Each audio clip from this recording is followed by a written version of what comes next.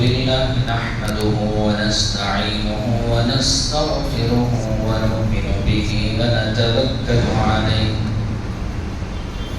ونعوذ بالله من شرور أنفسنا ومن سيئات أعمالنا من يهده الله فلا مضل له ومن يضلل فلا هادي له ونشهد أن لا إله إلا الله وحده لا شريك له ونشهد أن سيدنا وسندنا وحبيبنا ومولانا محمدا عبده ورسوله أرسله الله تعالى بالحق بشيرا ونذيرا وداعيا إلى الله تعالى بإذنه وسراجا منيرا أما بعد فإن أصدق الحديث كتاب الله وخير الهدي هدي محمد صلى الله عليه وسلم وخير الأمور عواسمها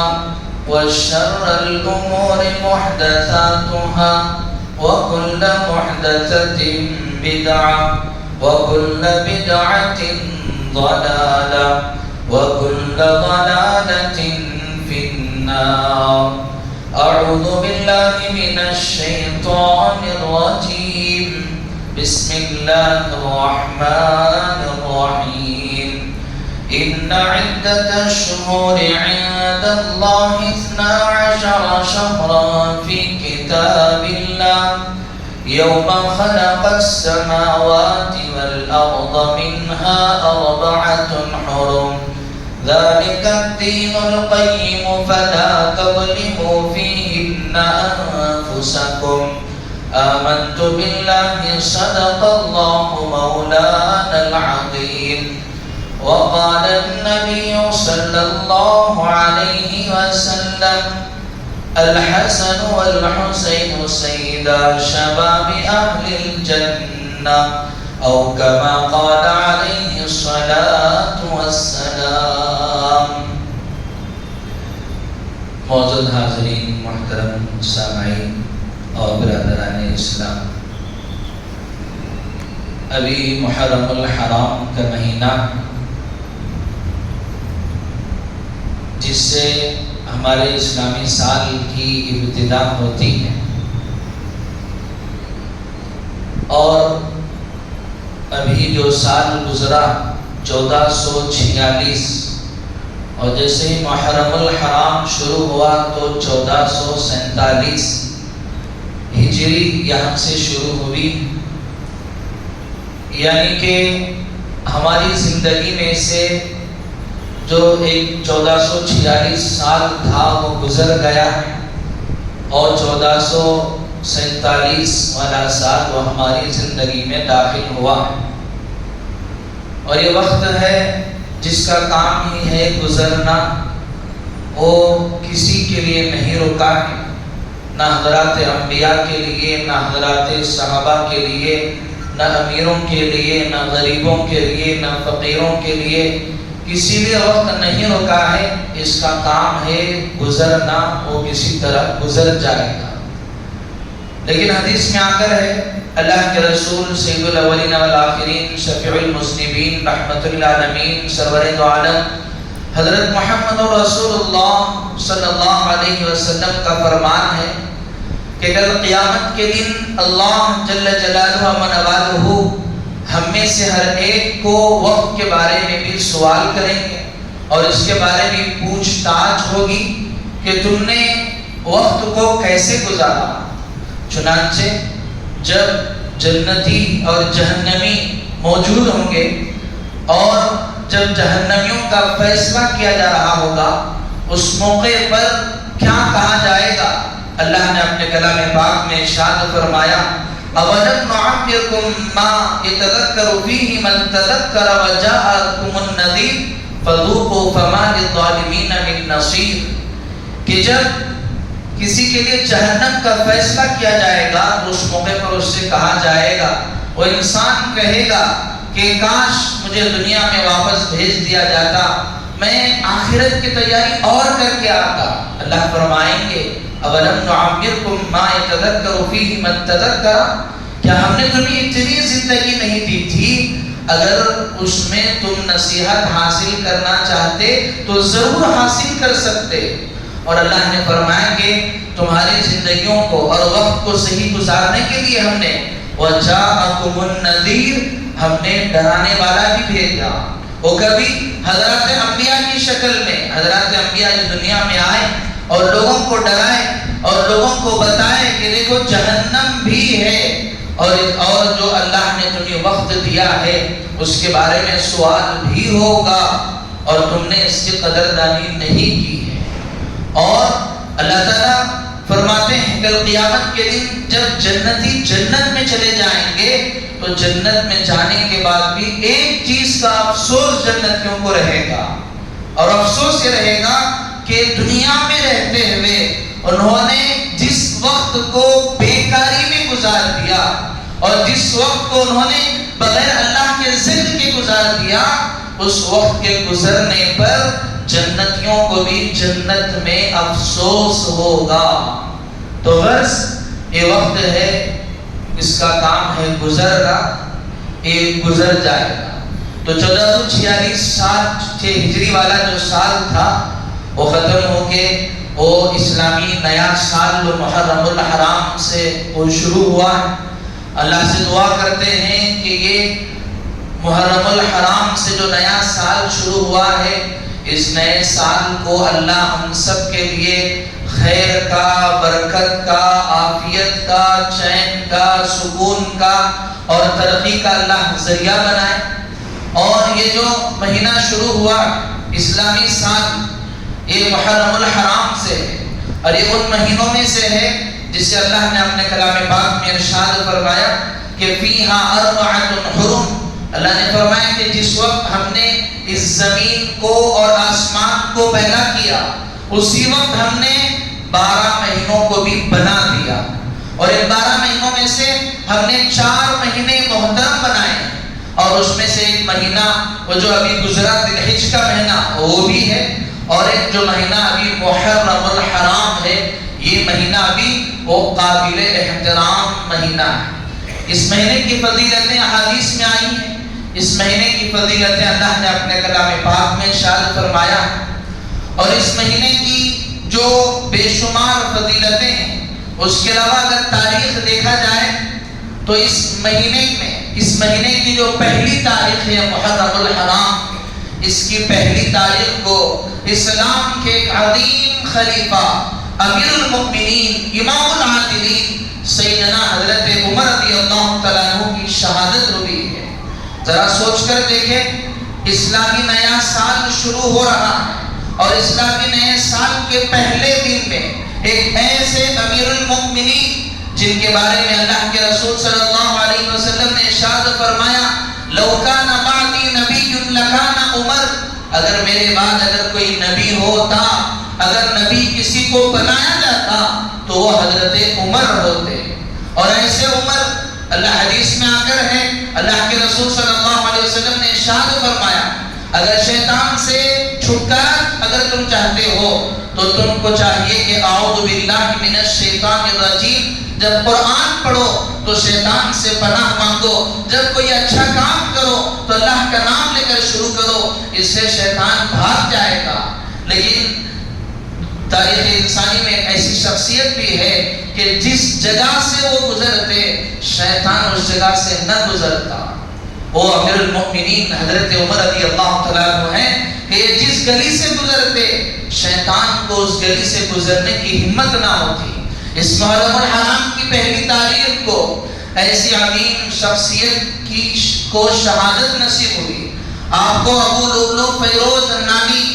جو منافق تھا، جو شخص تھا، وہ فجر کی نماز میں آپ نماز پڑھا رہے تھے، اس حالت میں آپ کو اس نے ایک ایسا نیزہ جو زہر میں کئی دن سے رکھا ہوا تھا اس سے آپ پر حملہ کر دیا، اور اسی حملے میں آپ زخمی ہوئے اور بالآخر آپ کو شہادت ایک محرم الحرام کو ہوئی. اور شہادت بھی یہ اللہ تعالیٰ کی طرف سے بڑی عظیم چیز ہے. حضرت عمر رضی اللہ تعالیٰ عنہ جب زندہ تھے وہ ہمیشہ دعا کرتے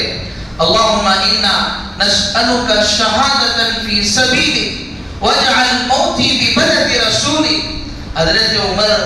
دو دعائیں کیا کرتے تھے. چونکہ حضرت عمر رضی اللہ تعالیٰ عنہ کا اگر دور خلافت دیکھا جائے کہ جب اللہ کے رسول حضرت محمد رسول اللہ صلی اللہ علیہ وسلم کی وفات ہوئی، آپ اس دنیا سے پردہ فرما گئے، اس کے بعد حضرت صدیق اکبر رضی اللہ تعالیٰ عنہ کا دور خلافت آیا جو تقریباً 2.5 سال رہا. اور یہ سال جو 2.5 سال جو حضرت ابو بکر صدیق رضی اللہ تعالیٰ عنہ کے گزرے،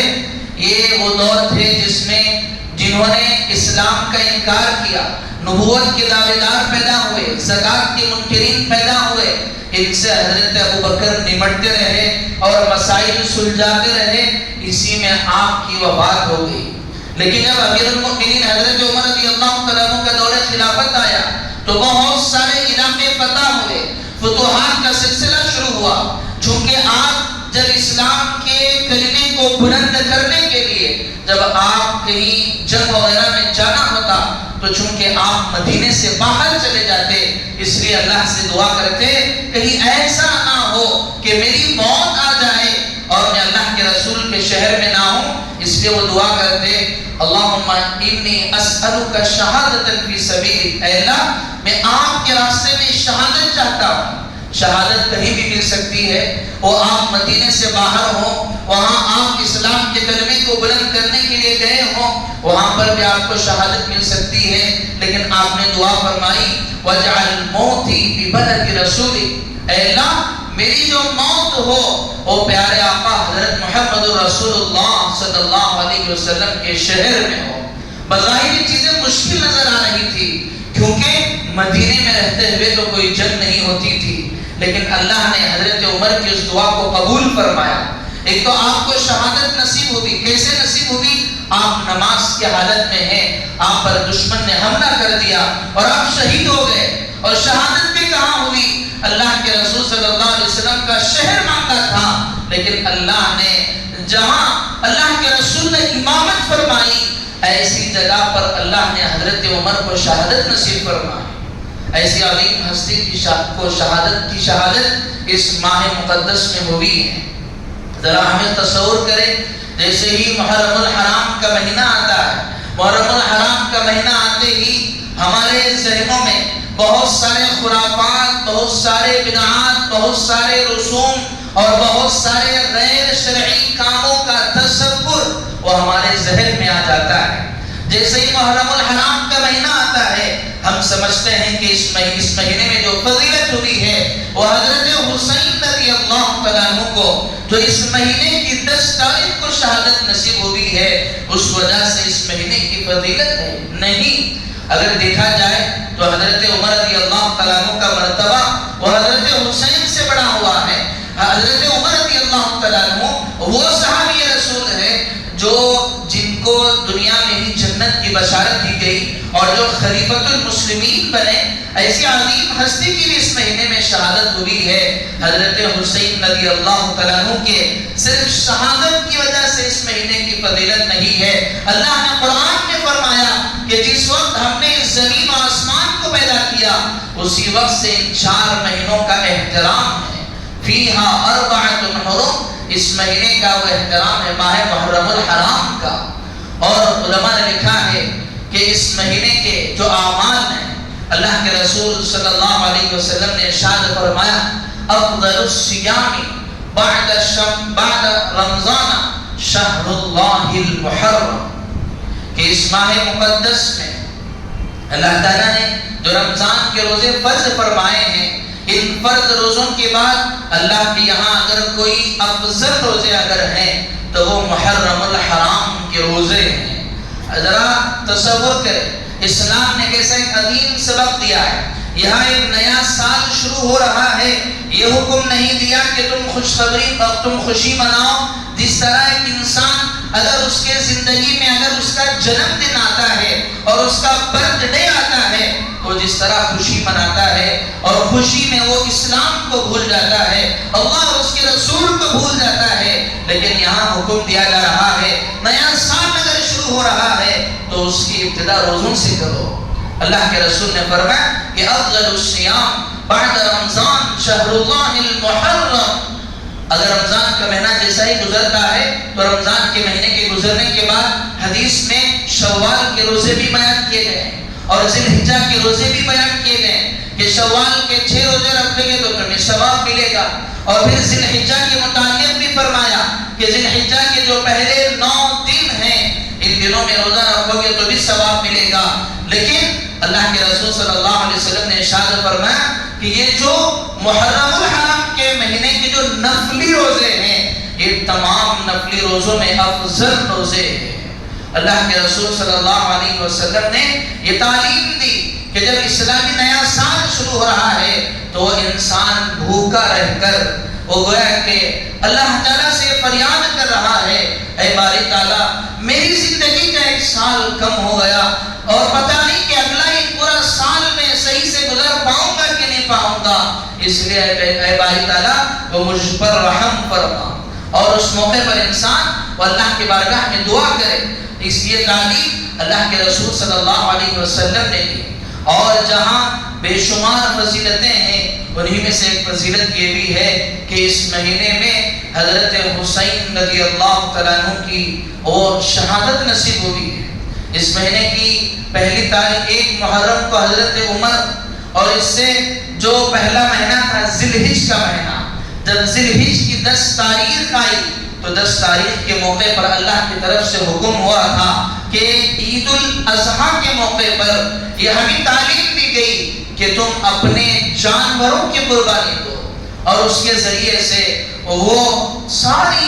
امت مسلمہ کو یہ پیغام دیا گیا کہ جیسے ہی ذی الحجہ کی 10 تاریخ آئے گی تو تمہیں جانوروں کو اللہ کے نام پر قربان کرنا ہے، اور جیسے ہی ٹھیک 1 مہینے بعد محرم کی جب 10 تاریخ آئے گی تو یہاں پر اسلام کے عظیم ثبوت نواسۂ رسول اور وہ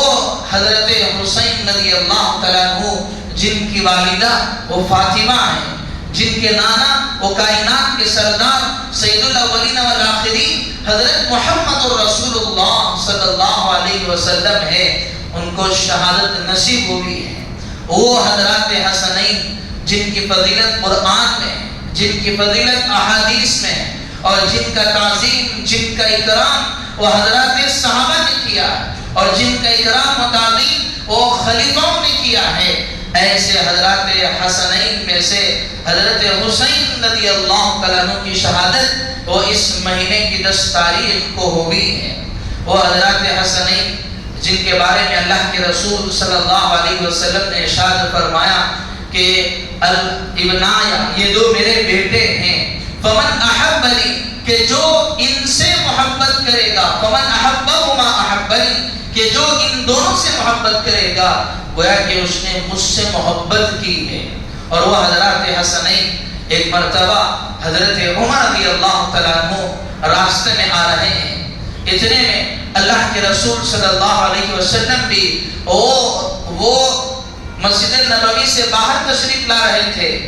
دیکھا کہ آپ کے کندھوں پر وہ حضرات حسنین سوار ہیں۔ حضرت عمر رضی اللہ تعالیٰ عنہ نے دیکھ کر فرمایا کہ نعم الراکب، کتنی بہترین سواری ہے، یعنی کہ اللہ کے رسول صلی اللہ علیہ وسلم کی انہوں نے تعریف فرمائی کہ یہ حضرات حسنین کتنے خوش نصیب ہیں کہ جن کو رسول اللہ صلی اللہ علیہ وسلم جیسی سواری ملی ہے۔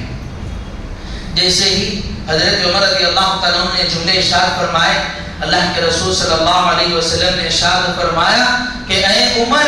صرف سوار افضل نہیں ہے، نعم المرکوب جو سوار پر سوار ہوئے ہیں وہ بھی تو بڑے افضل ہیں۔ ایک مرتبہ حضرت حذیفہ رضی اللہ تعالیٰ وہ اپنے مکان میں موجود ہیں، آپ کے والدہ کے پاس موجود تھے، انہوں نے اپنے والدہ سے اجازت چاہی کہ میں چاہتا ہوں کہ مسجد نبوی جاؤں اور جا کر وہ مغرب کی نماز ادا کر کے آؤں۔ ان کے والدہ نے کہا کہ ہاں میں ایک شرط پر تمہیں بھیجوں گی، شرط یہ ہے کہ تمہیں اللہ کے رسول صلی اللہ علیہ وسلم سے جا کر تمہیں اپنے لیے بھی مغفرت کی دعا کروانا اور میرے لیے بھی مغفرت کی دعا رسول اللہ صلی اللہ علیہ وسلم سے کروانا۔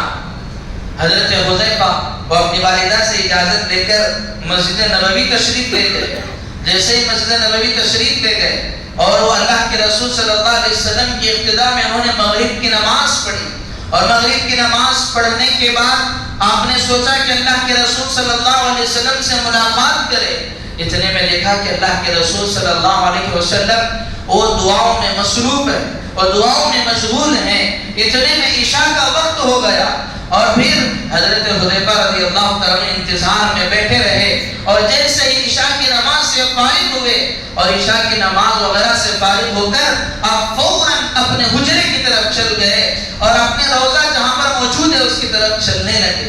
اتنے میں حضرت حذیفہ رضی اللہ تعالیٰ بھی آپ کے پیچھے ہو لیے، اور جیسے ہی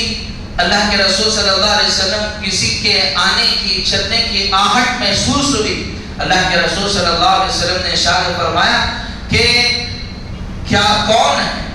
اللہ کے رسول نے پوچھا کہ کون؟ تو پھر اللہ کے رسول صلی اللہ علیہ وسلم سے انہوں نے کہا کہ حذیفہ۔ تو پھر اللہ کے رسول نے فرمایا کہ اللہ تمہاری بھی مغفرت فرمائے، تمہارے والدہ کی بھی مغفرت فرمائے۔ اور اسی تو جیسے ہی اللہ کے رسول نے فرمایا، حضرت حذیفہ نے فرمایا کہ اللہ کے رسول کیا عجیب بات ہے، میں گھر سے اسی ارادے سے چلا تھا اور میری والدہ نے مجھ سے کہا تھا کہ آپ سے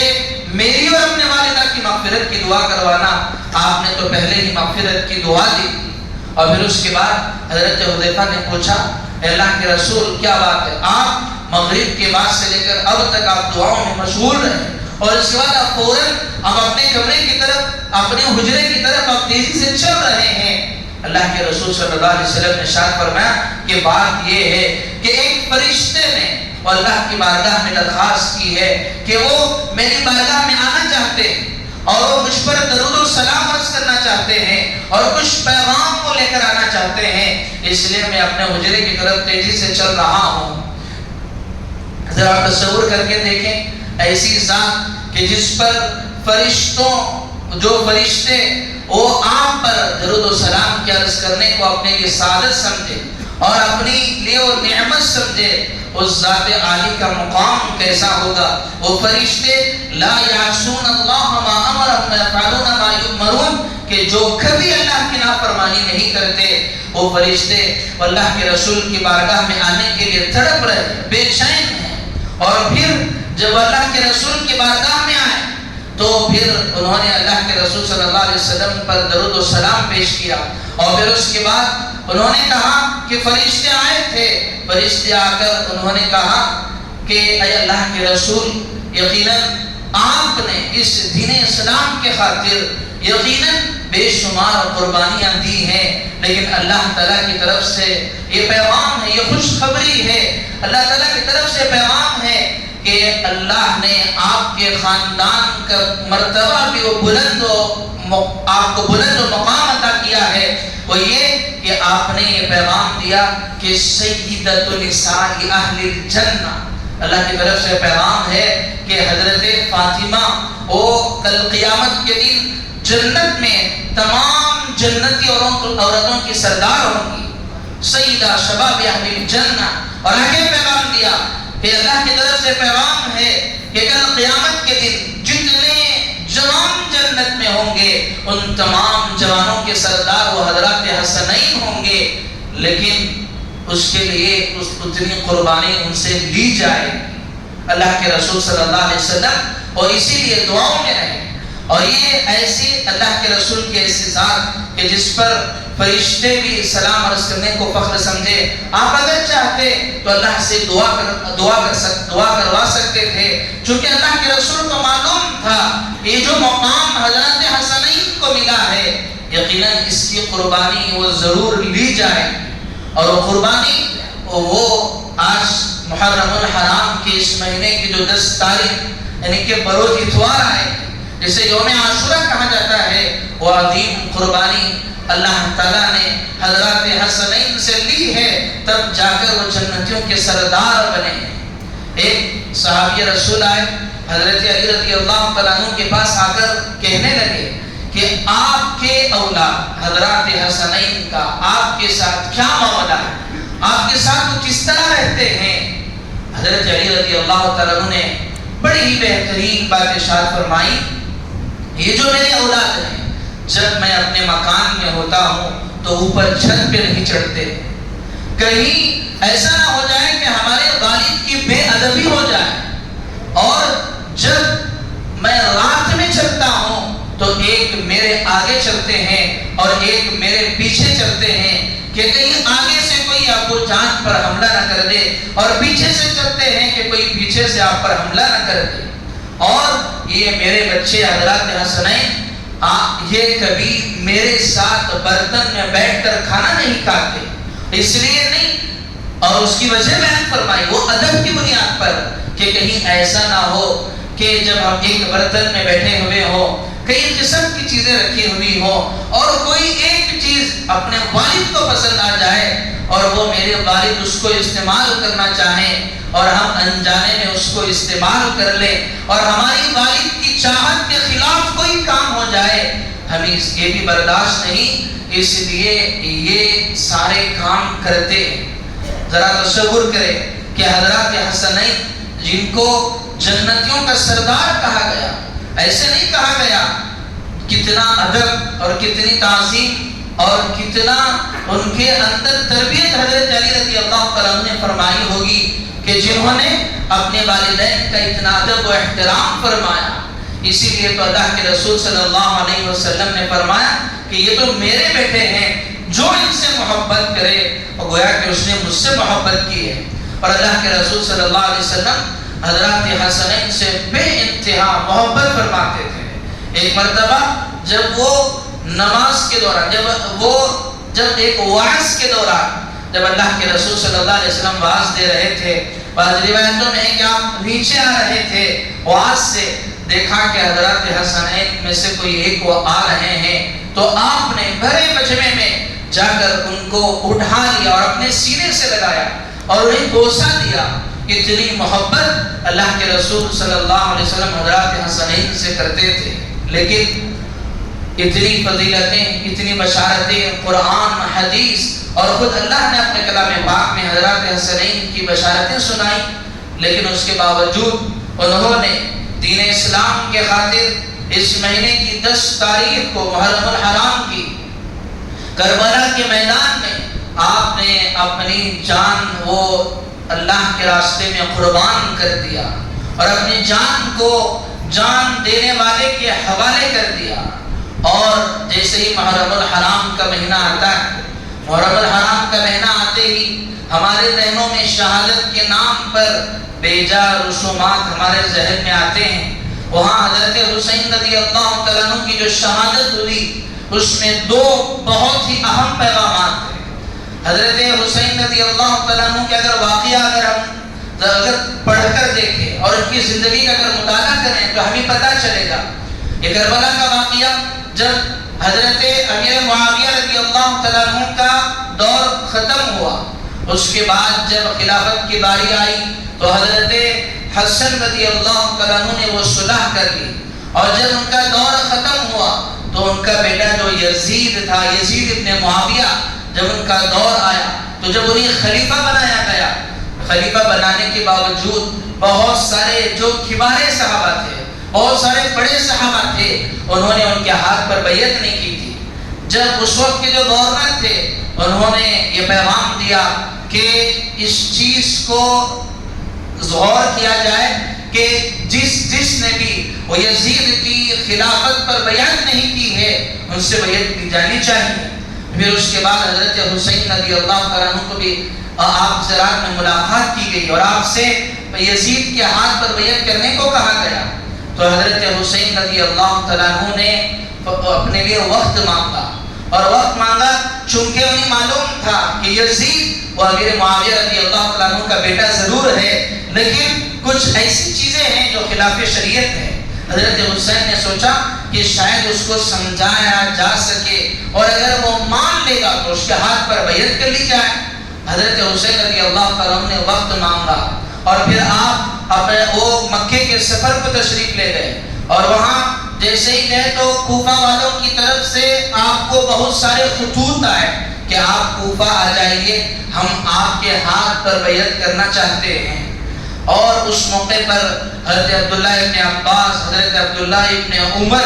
اور کئی بڑے بڑے صحابہ، حضرت عمر کے بیٹے حضرت عباس رضی اللہ تعالیٰ عنہما کے بیٹے حضرت عبداللہ ابن عمر، حضرت عبداللہ ابن عباس، کئی سارے صحابہ نے حضرت حسین رضی اللہ تعالیٰ عنہ سے کہا کہ آپ کوفہ مت جائیے۔ ایک پرستش شاعر تھا، اس نے کہا تھا راستے میں حضرت حسین سے کہ نواسۂ رسول، یقیناً ان لوگوں کے خطوط وہ آپ کی طرف ہیں، ان کے دل آپ کی طرف ہیں، لیکن ان کی تلواریں وہ عبداللہ ابن زیاد کی طرف ہیں، آپ تشریف مت لے جائیے۔ یہی وہ لوگ ہیں جو آپ کے بھائی حضرت حسن کو یا مضل المؤمنین کہا تھا، آپ تشریف مت لے جائیے۔ لیکن حضرت حسین رضی اللہ تعالیٰ عنہ نے کہا کہ یہ لوگ اتنے خطوط مجھے بھیجے ہیں، میں کیسے اس کا انکار کر سکتا ہوں؟ تو جیسے ہی حضرت صحابہ نے کہا تو حضرت حسین نے کہا ایسا کرتے ہیں کہ اس کی تحقیق کر لیتے ہیں۔ انہوں نے حضرت مسلم بن عقیل رضی اللہ تعالیٰ عنہ کو وہ کوفہ بھیجا، ذرا جا کر تو دیکھو کہیں ایسا تو نہیں کہ یہ لوگ جھوٹ موٹ کے خطوط بھیج رہے ہیں یا حقیقت میں بیعت کرنا چاہتے ہیں۔ جب حضرت مسلم بن عقیل رضی اللہ تعالیٰ عنہ کوفہ گئے تو دیکھا کہ ہاں ان سب لوگوں نے صحیح معنوں میں خطوط بھیجے ہیں، تو انہوں نے پیغام بھیجا کہ ہاں یہ سارے لوگ آپ کے ہاتھ پر بیعت کرنا چاہتے ہیں۔ لیکن اس وقت کوفہ کا گورنر تھا عبیداللہ ابن زیاد، وہ جیسے ہی اس کو بات پتہ چلی تو اس نے اس وقت وہاں کے اس علاقے کے جو گورنر تھے، ایک صحابی رسول تھے، ان کو ہٹا کر اس نے کسی اور کو وہاں پر گورنر بنا دیا، اور اس نے کہا کہ آپ کو وہ یزید کے ہاتھ پر بیعت کرنا ہے۔ اور وہاں جب مسلم بن عقیل رضی اللہ تعالیٰ عنہ گئے تھے، ان کے جانے کے بعد یہ چپکے سے اپنے چہرے پر وہ رومال اوڑے ہوئے، وہ گویا کہ اپنے آپ کو چھپاتے ہوئے وہ داخل ہوا۔ لوگوں نے سمجھا کہ یہ حضرت حسین، وہ تو حضرت حسین نہیں تھے، وہ تو عبیداللہ ابن زیاد تھا۔ اس نے کہا کہ دیکھو جس کے دل وہ حضرت حسین کے ساتھ ہیں اس کا علاج وہ تلوار ہے۔ تو سارے لوگ اپنی بات سے مکر گئے، اور پھر اس نے کہا کہ سب کو یزید کے ہاتھ پر بیعت کرنا پڑے گا۔ لیکن حضرت حسین رضی اللہ تعالیٰ عنہ کی اس اطلاع آپ کی تک نہیں ملی تھی، آپ کوفہ کی طرف نکل پڑے۔ جب آپ راستے میں گئے تو راستے میں پتہ چلا کہ عبیداللہ ابن زیاد آ گیا ہے اور حضرت مسلم بن عقیل کو قتل کر دیا ہے، اور سارے لوگ وہ آپ کے مخالف ہو گئے ہیں۔ اور تو پھر آپ کا جو خاندان آپ کے جو ساتھ چلا تھا، اس موقع پر عبیداللہ ابن زیاد کی طرف سے ایک قاصد آیا اور آ کر اس نے کہا کہ دیکھو اب آپ کو صرف ایک ہی آپشن ہے کہ آپ وہ یزید کے ہاتھ پر بیعت کر لو۔ تو حضرت حسین رضی اللہ تعالیٰ نے کہا کہ 3 آپشن انہوں نے پوچھے۔ پہلا یہ کہا کہ یا تو مجھے واپس جانے کے لیے مجھے روکا نہ جائے کہ میں اسلام کے کسی بھی سرحد پر جا کر وہ اسلام کے کلمے کو بلند کر لوں گا، یا پھر مجھے ڈائریکٹ جو یزید ہے اس سے مجھے بات چیت کرائی جائے، یا پھر مجھے وہ کسی جو حدود اسلام تھے وہاں مجھے بھیجا جائے۔ انہوں نے تینوں بات نہیں مانی، اور نہ ماننے کی وجہ یہ تھی کہ عبیداللہ ابن زیاد کے بعد جب یہ قاصد یہ پیغام جا کر پہنچایا کہ حضرت حسین وہ چاہتے ہیں یہ 3 چیزیں، تو اس کے دربار میں ایک شمر تھا، اس نے کہا کہ دیکھو آپ ہرگز معاہدہ مت کرنا، آپ اگر معاہدہ کر لو گے تو آپ کی جو حکومت ہے، آپ کی جو خلافت ہے وہ ختم ہو جائے۔ اس کے کہنے پر عبیداللہ ابن زیاد نے مانا نہیں، اور اس نے شمر کو 2000 کا لشکر دے کر وہ حضرت حسین رضی اللہ تعالیٰ عنہ سے مقابلہ کرنے کے لیے بھیجا۔ حضرت حسین رضی اللہ تعالیٰ عنہ نے وہ اپنی جان کی وہ قربانی دی، اور پھر اس کے بعد جب 10 محرم الحرام آیا تو ایک ایک کر کے معصوم بچے اور آپ کے خاندان کے کئی افرادوں کو وہ شہید کر دیا گیا، اور ان میں سے حر بن یزید تھا جو عبیداللہ ابن زیاد کی طرف سے ہی لشکر میں آیا تھا۔ اس نے کہا تھا اس شمر کو، ارے ذرا عقل تو ہے، یہ وہی نواسۂ رسول ہے جن کی فضیلت اللہ کے رسول نے بیان فرمائی ہے، یہ جنتیوں کے سردار ہیں، یہ نواسۂ رسول رسول ہیں، یہ حضرت فاطمہ کے بیٹے ہیں، اور اللہ کے رسول نے فرمایا کہ جنت میں جوانوں کے سردار ہیں، ان کے بنا تم جنت میں کیسے جاؤ گے؟ لیکن اس نے مانا نہیں، اسے خلافت کا وہ نشہ اس پر سوار تھا، اور اس کے بعد بالآخر وہ 10 محرم الحرام کو آپ کو شہید کر دیا گیا۔ اور اس شہادت میں 2 عظیم پیغامات ہیں، وہ ایک یہ ہے کہ حضرت حسین رضی اللہ تعالیٰ عنہ نے اس سارے معرکے میں نہ تو آپ نے سجدے کو چھوڑا اور نہ آپ کے خاندان نے پردے کو چھوڑا۔ اس موقع پر جب نماز کا وقت آیا تو آپ نے صلاۃ الخوف وہ 2 رکعت آپ نے نماز ادا فرمائی۔ اور یہ جو عام طور پر جو جھوٹ پھیلایا جاتا ہے محرم الحرام کے موقع پر وہ حضرت حسین کے نام پر ماتم کرنے کے لیے عورتیں بے پردہ ہو کر وہ ماتم کرتے ہیں، ان کا کہنا یہ ہوتا ہے کہ اس موقع پر آل رسول جو حضرت زینب رضی اللہ تعالیٰ عنہ تھی اور دیگر جو صحابیات تھے اور دیگر جو اہل بیت تھے وہ ان کے چہروں پر سے پردے ہٹ گئے تھے۔ نہیں، ایسے موقع پر بھی انہوں نے اپنے پردوں کو نہیں چھوڑا اور اپنی جانوں کو اللہ کی راہ میں قربان کر دیا۔ اور اس واقعے سے ہمیں پیغام ملتا ہے، جیسے ہی 10 محرم الحرام آتا ہے، ایسا نہیں کہ حضرت حسین کی شہادت کا واقعہ سن کر ہم مزہ لے لیں اور اس کے نام پر بدعات میں مبتلا ہو جائیں، اس لیے نہیں آتا۔ یہ واقعہ ہمیں پیغام دیتا ہے کہ حضرت حسین رضی اللہ تعالیٰ عنہ نے جنگ کے میدان میں بھی جب اپنے جان کا خوف ان کے اوپر موجود ہے، ایسے موقع پر بھی انہوں نے نماز کو نہیں چھوڑا اور ان کے خاندان نے پردے کو نہیں چھوڑا، دین کو نہیں چھوڑا۔ تو ہمیں بھی یہ پیغام ہے کہ تم جب شہادت حسین کے نام پر کھچڑے بنا کر کھانا اور شہادت حسین کے نام پر شربتیں بٹوانا اور شہادت حسین کے نام پر ماتم کرنا اور شہادت حسین پر نوحہ کرنا،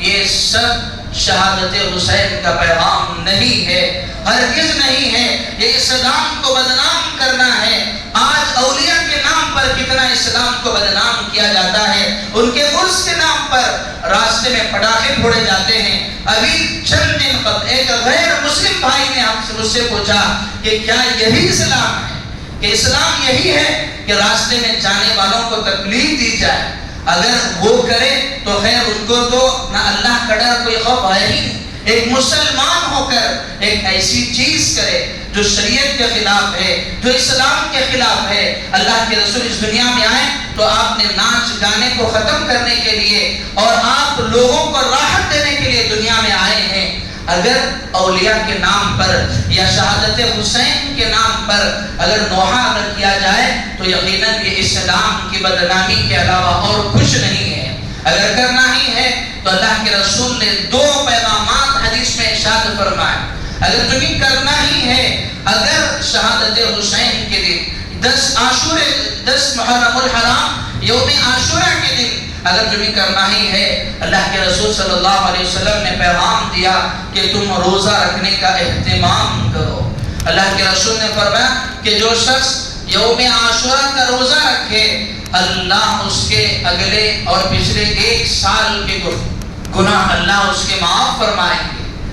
ایک محدث گزرے ہیں علامہ عبداللہ بن دارمی رحمۃ اللہ علیہ، انہوں نے اس حدیث کی ایک حدیث بیان فرمائی ہے۔ انہوں نے اپنے تلامذہ سے ارشاد فرمایا کہ اس وقت تمہارا کیا حال ہوگا کہ جب تم وہ بدعات کو اسلام سمجھنے لگو گے، اور اس وقت تمہارا کیا حال ہوگا جب تم برائی کو بھلائی سمجھنے لگو گے اور تم بھلائی کو برائی سمجھنے لگو گے۔ یعنی کہ جب بھی کوئی واقعہ اور پیغام اسلام میں دیا جاتا ہے، جیسے 12 ربیع الاول اللہ کے رسول صلی اللہ علیہ وسلم کے دنیا میں آنے کا جو مہینہ ہے ربیع الاول کا مہینہ ہے، ہر ایک نیک موقع پر ہم نے بدعات شروع کر لیے۔ اس موقع پر الگ الگ طرح کی چیزیں کر کے ہم نے سوچ لیا کہ اس سے رسول اللہ کو راحت ملے گی، اور شہادت حسین کے نام پر بدعات کر کے ہم نے سوچ لیا کہ وہ شہادت کا جو پیغام ہے، جو شہادت کا مقصد ہے، ادا ہو جائے گا۔ نہیں، اللہ کے رسول نے پیغام دیا کہ اگر کرنا ہی ہے تو وہ محرم الحرام کے مہینے میں روزے کا اہتمام کرو۔ اور اللہ کے رسول صلی اللہ علیہ وسلم مکے میں رہتے ہوئے علماء نے لکھا ہے کہ آپ نے کبھی عاشورے کا روزہ نہیں چھوڑا، اور جب آپ مدینہ منورہ تشریف لے گئے تو وہاں دیکھا تو کے رسول صلی اللہ علیہ وسلم نے اللہ کے رسول سے پوچھا ہے اللہ کے رسول ہم لوگ تو روزہ رکھ رہے ہیں لیکن یہودی بھی روزہ رکھتے ہیں. تو پھر اللہ کے رسول نے جب ان سے پوچھا کہ تمہارے روزہ رکھنے کی وجہ کیا ہے تو یہودی نے کہا کہ چونکہ اللہ تعالیٰ نے 10 محرم الحرام کو وہ حضرت موسیٰ علیہ السلام کو وہ دریا سے فرعون سے نجات عطا کی تھی اور فرعون کو دریا میں غرق کر دیا تھا، اس خوشی میں ہم روزہ رکھتے ہیں. تو اللہ کے رسول نے فرمایا کہ نحن اور احق بھی، اللہ کے رسول نے فرمایا اگر بات ایسی ہے تو ہم تو اس سے بھی زیادہ مستحق ہیں، چونکہ حضرت موسیٰ وہ ہمارے بھی پیغمبر ہیں. چونکہ ہم ایمان لے آئے ہیں کہ جتنے پیغمبر آئے ہیں سب پر ہم ایمان لے آئے ہیں. کل آمن باللہ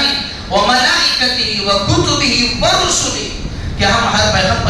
پیغمبر پر ایمان لائے ہیں تو ہمارا بھی حق بنتا ہے کہ ہم اسی روزہ رکھیں. تو پھر اللہ کے رسول صلی اللہ علیہ وسلم نے فرمایا کہ چونکہ یہودی بھی روزہ رکھتے ہیں اس لیے اگر اگلا سال اگر میں باحیات رہوں تو میں اس کے ساتھ 9 محرم الحرام کا بھی روزہ ساتھ میں رکھوں گا. علامہ نووی رحمۃ اللہ علیہ نے اس حدیث کے تحت لکھا ہے پہلے تو یہ چاہیے انسان اگر محرم الحرام کے سارے روزے رکھے تو بھی بہتر ہے، اگر یہ نہ ہو سکے تو محرم الحرام کی ہر پیر اور جمعرات کو روزہ رکھ لے، یہ بھی بہتر ہے. اگر یہ بھی نہ ہو سکے تو 9، 10، 11 دنوں کو روزہ رکھ لے، اور اگر یہ بھی نہ ہو تو 9، 10 روزہ رکھ لے. اور اگر کوئی شخص صرف اور صرف 10 محرم الحرام کا بھی اگر روزہ رکھ رہا ہے اسے بھی بدعت نہیں کہا جا سکتا، کیونکہ اللہ کے رسول نے ایک روزہ رکھا ہے. لہذا اس موقع پر اگر کرنے کا کام ہے تو روزہ رکھنا ہے. اور دوسری چیز جس کو اللہ کے رسول صلی اللہ علیہ وسلم نے ارشاد فرمایا، مسلم شریف کی روایت ہے کہ من وسع علی عیاله یوم عاشوراء، کہ جو شخص عاشورے کے دن 10 محرم الحرام کے دن اپنے اہل و عیال پر وسعت کر دے، یعنی کہ جو وہ خرچ کرتا ہے اس میں اور تھوڑا اضافہ کر دے، اللہ سارا سال اسے وسعت عطا فرماتے ہیں. اس کو ضروری نہ سمجھتے ہیں، یعنی کہ اگر کوئی شخص نہ کرے تو ایسا نہیں کہ وہ گنہگار ہے، اس کو ضروری نہ سمجھتے ہوئے ہمیں یہ چیزیں کرنا ہے. اس کے علاوہ جتنے بدعات ہیں اور خرافات ہیں یہ سب یہ دین اسلام کو بدنام کرنے کے ذریعے ہیں، اور شہادت یہ ایک ایمان والے کے لیے فخر کی چیز ہے. اللہ کے رسول صلی اللہ علیہ وسلم نے ارشاد فرمایا کہ وَدِدْتُ ان اقتل فی سبیل اللہ ثم احیا ثم اقتل ثم احیا ثم اقتل. اللہ کے رسول نے فرمایا میں چاہتا ہوں اللہ کے راستے میں شہید کر دیا جاؤں، پھر زندہ کیا جاؤں، پھر شہید کر دیا جاؤں، پھر زندہ کیا جاؤں، پھر شہید کر دیا جاؤں. یعنی کہ شہادت وہ ایک مومن کے لیے فخر کی چیز ہے، اللہ کے یہاں وہ عظیم مرتبے کی حامل چیز ہے. اگر حضرت حسین کی شہادت ہوئی ہے تو ایک بہت ہی ایک عظیم چیز انہوں نے حاصل کی ہے، تو اس پر نوحہ اور ماتم کرنا یہ دین اسلام کے خلاف ہے. ہمیں وہی چیزیں کرنا ہے جو دین اسلام میں ہمیں تعلیم دی گئی ہیں، وہ نہیں کرنا ہے جس کو ہم نے سنتے ہوئے کرتے آ رہے ہیں جو بدعات اور رسومات ہیں. اللہ تعالیٰ سے دعا ہے اللہ مجھے بھی اور آپ کو بھی اس محرم الحرام جس سے نیا سال شروع ہو رہا ہے، شروع ہو چکا ہے، ہمیں بھی نئے عزائم کے ساتھ، نئے ارادوں کے ساتھ اپنی زندگی کی شروعات کرنے کی توفیق عطا فرمائے. اور جو محرم الحرام میں عاشورے کے دن حضرت حسین نے جنگ کے میدان سے جو پیغام دیا کہ وہ نماز کسی حالت میں مت چھوڑنا اور پردہ کو کسی حالت میں مت چھوڑنا، اس پیغام کو اپنی زندگی میں داخل کرنے کی توفیق عطا فرمائے. آمین. وآخر دعوانا ان الحمد للہ رب